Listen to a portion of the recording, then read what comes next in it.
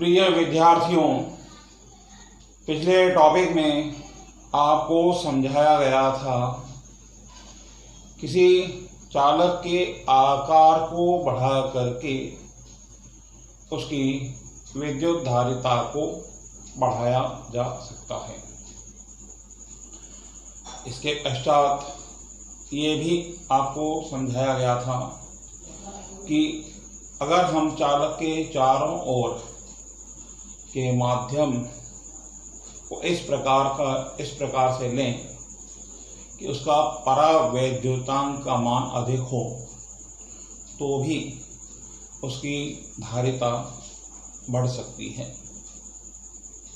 इसके अतिरिक्त एक और बात समझाई थी जिसमें बताया गया था कि यदि हम किसी चालक के नज़दीक अर्थात आवेशित चालक के नज़दीक कोई अनावेशित चालक रखते हैं तो भी उसकी विद्युत धारिता को बढ़ाया जा सकता है। हम इसी पॉइंट को दोबारा लेते हैं। जैसे ये एक चालक है, इसको हमने आवेश प्रदान किया है, प्लस Q। चालक को दिया गया आवेश इसकी सतह पर समान रूप से वितरित हो जाता है।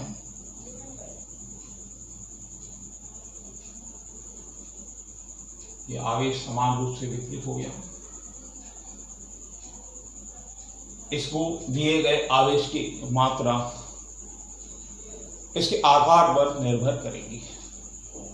यदि हम चालक की लंबाई, चौड़ाई या इसका क्षेत्रफल अधिक लेते हैं, इसके आकार को अधिक लेते हैं, तो हम इसमें अधिक आवेश प्रदान कर सकते हैं।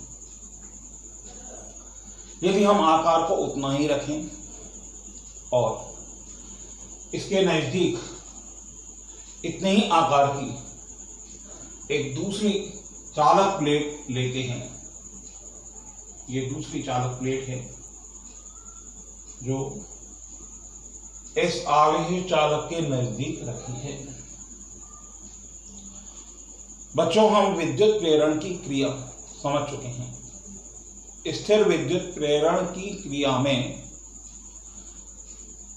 जब हम आवेशित चालक के नजदीक किसी अनावेशित चालक को लाते हैं तो अनावेशित चालक की पास वाली सतह पर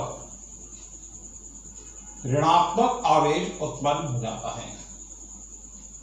उतना ही ऋणात्मक आवेश उत्पन्न होगा जितना आवेश इसको दिया गया है। इसके अतिरिक्त वो सतह जो इस आवेशित चालक से दूर है, इस सतह पर धनात्मक आवेश उत्पन्न हो जाता है। इसकी भी मात्रा उतनी ही होती है जितना आवेश इसको दिया गया है। ये क्रिया स्थिर विद्युत प्रेरण कहलाती है। ऋणात्मक आवेश इस आवेशित चालक के विभव को कम कर देता है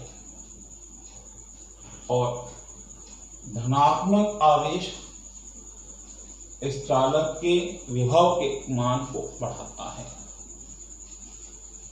हम जानते हैं चालक की धारिता C बराबर Q/V होती है।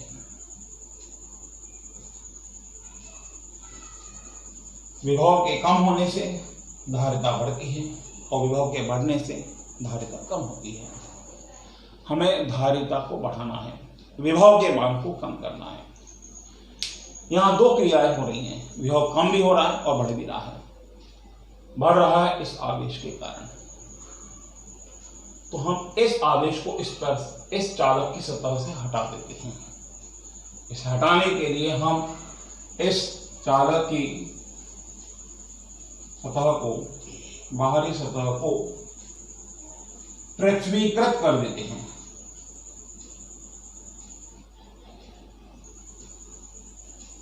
ये संकेत पृथ्वीकृत करने का है।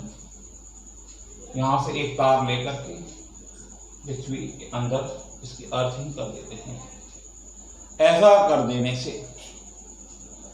जो धनावेश इसकी सतह पर उत्पन्न हुआ है वो आवेश पृथ्वी में चला जाता है। पृथ्वी एक विशाल चालक है, ये अनगिनत असीमित आवेश को एकत्रित कर सकता है। तो जो धन आवेश इस सतह पर उत्पन्न हुआ है वो धन आवेश पृथ्वी के अंदर चला जाता है। परिणाम स्वरूप इस चालक पर केवल ऋण आवेश बचा रहता है। यह ऋण आवेश इसके विभव को कम कर देगा। विभव कम हो जाने से धारिता का मान बढ़ जाएगा। इस सूत्र पर ध्यान दीजिए, यदि V का मान कम हो जाता है तो धारिता का मान अधिक हो जाता है। यदि हम धारिता को और बढ़ाना चाहते हैं, इस चालक प्लेट को इसके नजदीक लाते हैं, जिससे ऋणावेश चालक का प्रभाव अधिक होगा, विभव के मान में कमी होती जाएगी और धारिता बढ़ती जाएगी। तो इस तरीके से अनावेश चालक को नजदीक लाते हुए धारिता बढ़ा सकते हैं। धारिता और अधिक बढ़ाने के लिए हम इन दोनों प्लेटों के मध्य परावैद्युत माध्यम को रखते हैं, जिससे धारिता का मान और अधिक हो जाता है। तो यहां हम देख रहे हैं दो चालक प्लेटों का निकाय। इसमें से एक को आवेश दिया गया है, दूसरा अनावेशित है और पृथ्वी से संपर्कित है। ये निकाय कहलाता है संधारित्र। ये निकाय बिना चालक के आकार को बढ़ाए इसकी धारिता को अधिक कर सकते हैं। इस निकाय की धारिता बढ़ाई जा सकती है और इस चालक प्लेट में हम अधिक मात्रा में आवेश को प्रदान कर सकते हैं। तो संधारित्र एक ऐसी युक्ति है जिसमें हम अधिक से अधिक आवेश दे सकते हैं, आवेश को एकत्रित कर सकते हैं। और ये निकाय एक आवेशित चालक के नजदीक एक अनावेशित चालक को पृथ्वी से संपर्कित करके आवेश चालक के नजदीक रखते हैं।